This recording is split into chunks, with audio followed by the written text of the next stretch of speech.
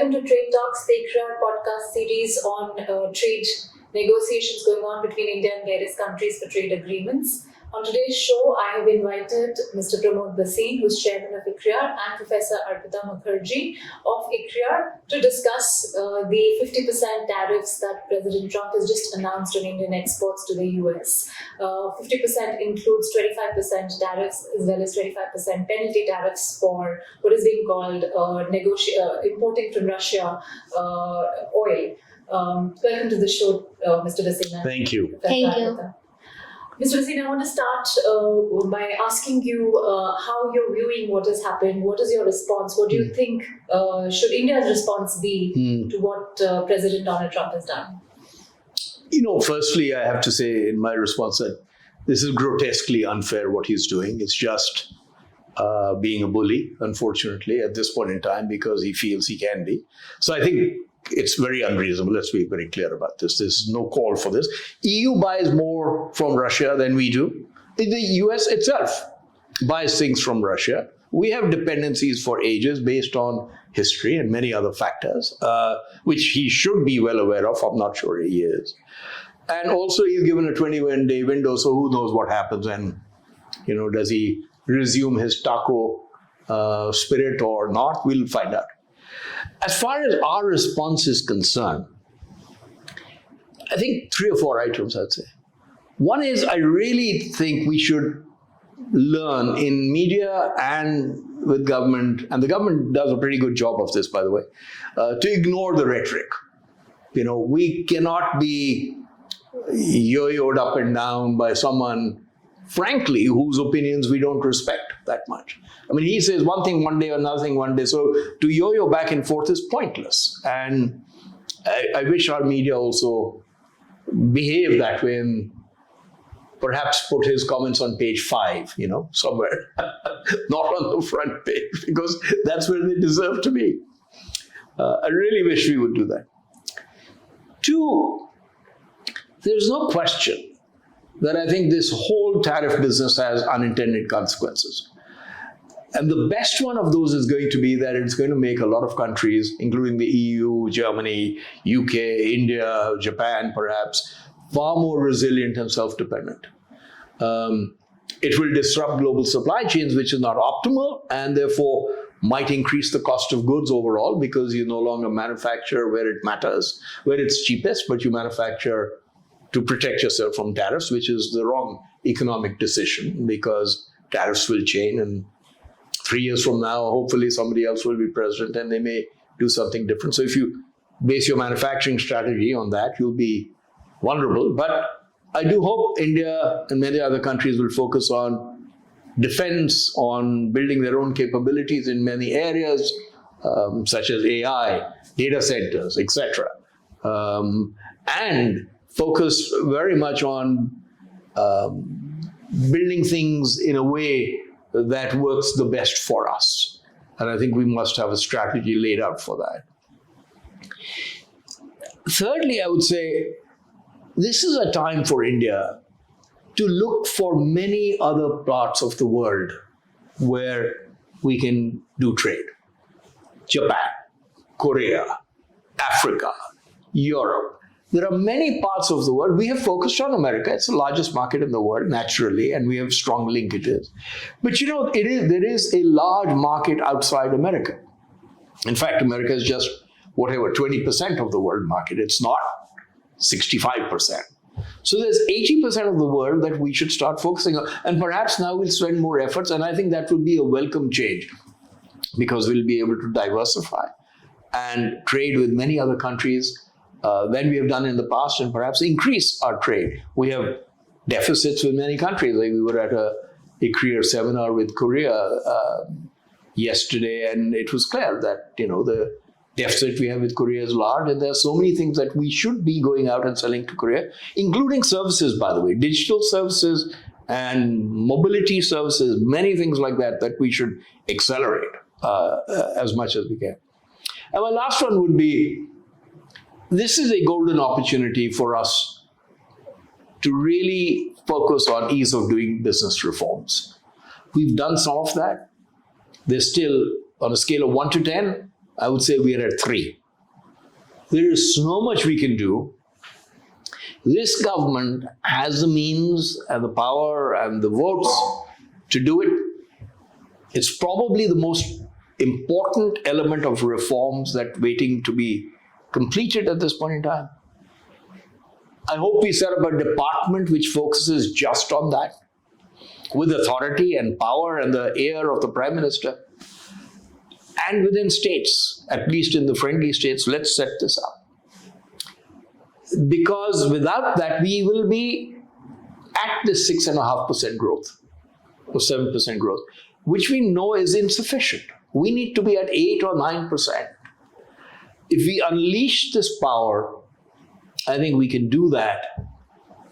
And then we can certainly look at Mr. Trump and thank him for making us stronger and better with increased trade with the rest of the world, and say, I know you didn't intend that, but that's where we have reached. Projecting economic strength. Right. Professor Mukherjee, I want to ask you for your response to what has happened, how it's going to impact India in the immediate term, and also what it means for the medium to longer term, how global trade is reshaping, if these trends that we are seeing, these things that President Trump is doing, if they're going to have a lasting effect, or if you think this is transitory and we'll get to the other side with some resilience.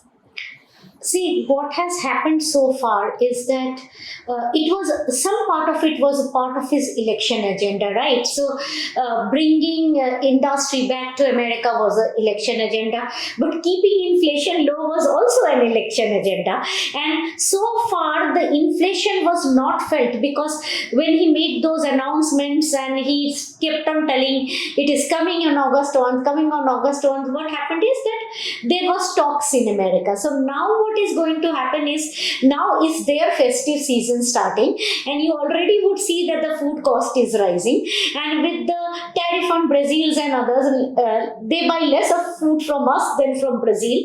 There will be an inflation. So one of his election mandate is not going to be met. The second point is that putting a high tariff, he did that for Japan, right? He increased the tariff. Japan came down to the negotiating table. Then he reduced the tariff for Japan to 20% or equals like that, 15-20%, and he then kind of gets a zero tariff. So he did that with Japan, and maybe he's trying the same technique with India, and probably this is where he will fail. The reason he will fail is that, see, what is he exporting to India? He is exporting agriculture to India. There he faces a 150 average tariff, which is 60 to 150. He is leaving that for a 50% tariff. So any which way, we are also safe. We don't have to open up agriculture. We don't have to go and tell why we should open up agriculture and livelihood. So entire debate is silent. He doesn't get anything.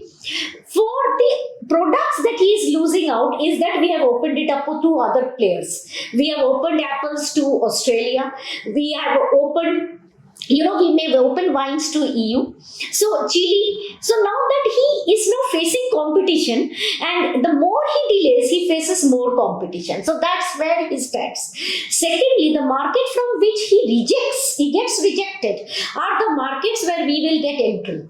Like for example, if you look at China rejected his pigs. China is a very big market for black pig. Hardly any country in the world produces black pig like northeastern part of India. So we can now go and capture that. So what we know is that where he leaves a gap is the one that we need to go and get. And the other thing is that negotiations are ongoing. So USTR team is coming, we are meeting, and the negotiations cannot only be in tariff. We need to, if we are giving them something, we need to secure something, and the security will soon come if you pull this till December, because if you pull this to an American season where they are giving discount from November till December, right, Thanksgiving to, if you pull hard till that time, the economy of America will not, and the industry is not going to pull through this much. American industry, which is already a little stressed out, will pass it on to the consumer so that there is a consumer issue.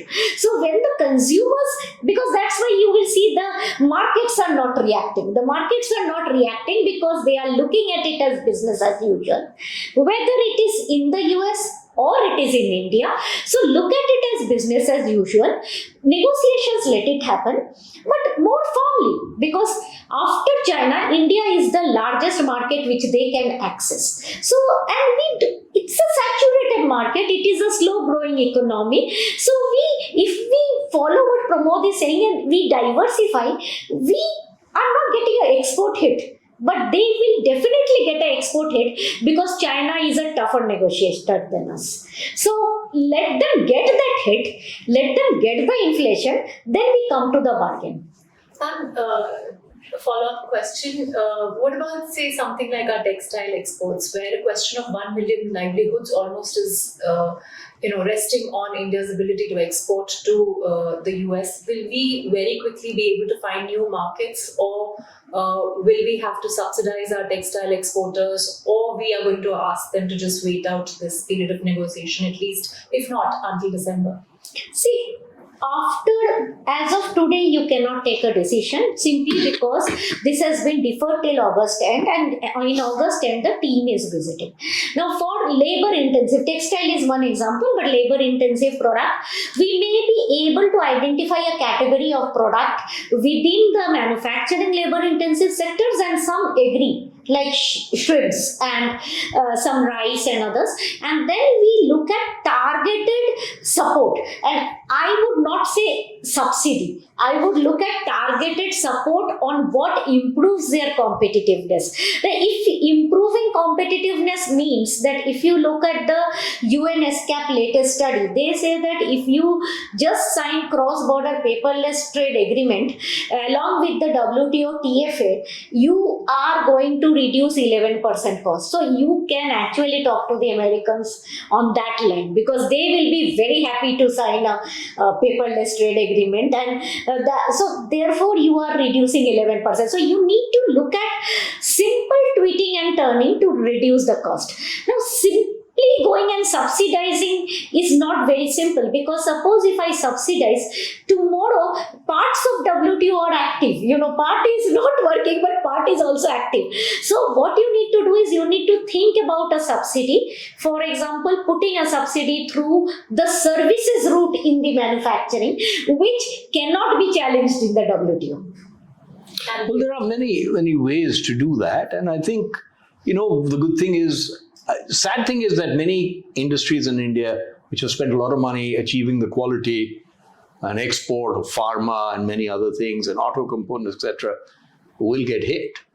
And it's very tragic because it's investment and money, etc. I hope the government will help them. But on the other side, there's a million CEOs and industries in India thinking about, and around the world, thinking about how do we achieve this. And they also are very adept at finding solutions. So it's a terrible thing, this disruption.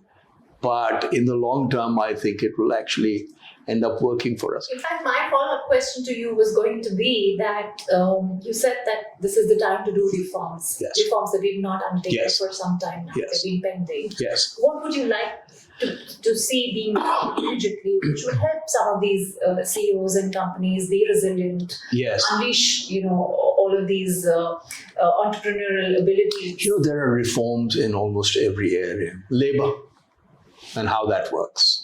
Licensing, permissions, the time it takes to get approvals, customs. You can just go across tax, GST reforms, which cause confusion, provident fund. So you can go area by area. The amount of time it takes you to set up a resort or a tourist destination or provide tourism service. The list is endless. It goes on forever. And I don't think there are many countries left in the world which are as poor at this as we are now. And I really think it's the entrepreneurship of the country which takes it forward and allows this to grow at that pace. Even sale of in agriculture, there are so many reforms that we need to have. We need to grab these. On one side is all the reforms of getting rid of the thousands of things you need for licensing. On the other side is to allow the markets to work much more freely. One of the points I would make on this is someone needs to regulate the regulators. Our regulators basically work on caution, on risk management. They don't seem to be working, as far as I can tell, on expanding the market, on financial inclusion, on making sure that innovation is happening in the markets. Same applies to RBI, to SEBI, to many other places. And they're very good. They have been very good at managing the risk, and I admire them for that, and I compliment them on what they've done there.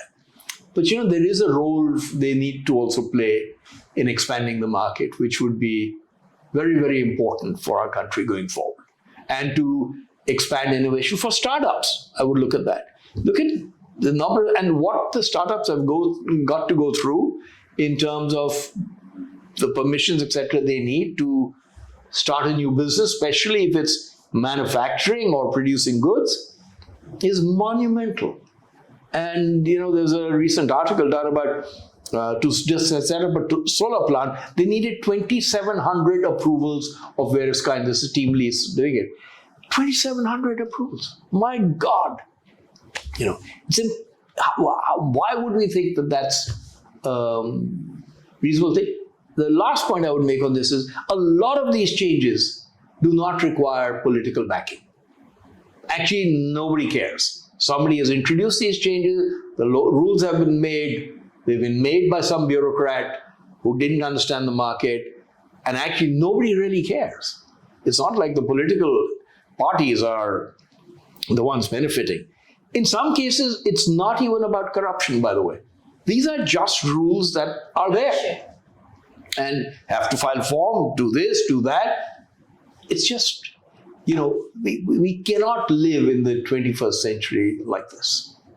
Professor Mukherjee, will we see an era of free trade the way we used to expect all over again or not? Or are we going to see more of self-resilience? Okay, we are seeing an era of free trade. India has changed, and the UK agreement is a testimony to the thing that India is trying out, many chapters opening up, and I think India did an excellent job in the UK agreement. And we cannot, just because one country decides to do something, they cannot drag us the entire world. So I do think there is a free trade. I also would like to add to Mr. Bhasin that there are 5 areas where we need to rethink reform very smartly. One is the entire input-output route for the exports through the free trade zone, the SEZs. The entire thing is in a limbo where every other country has it.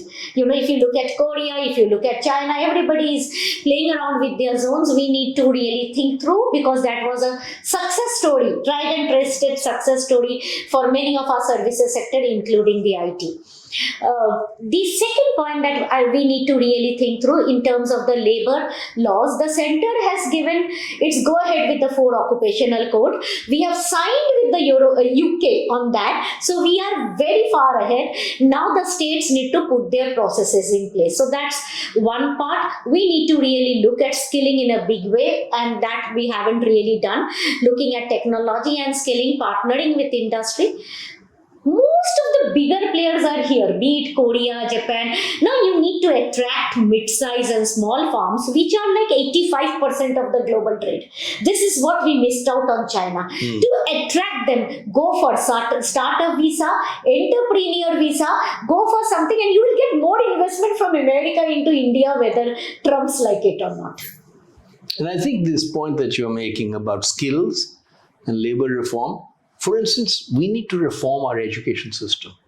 I would grab this opportunity to say, do it. And then we need to set up new centers of cooperation.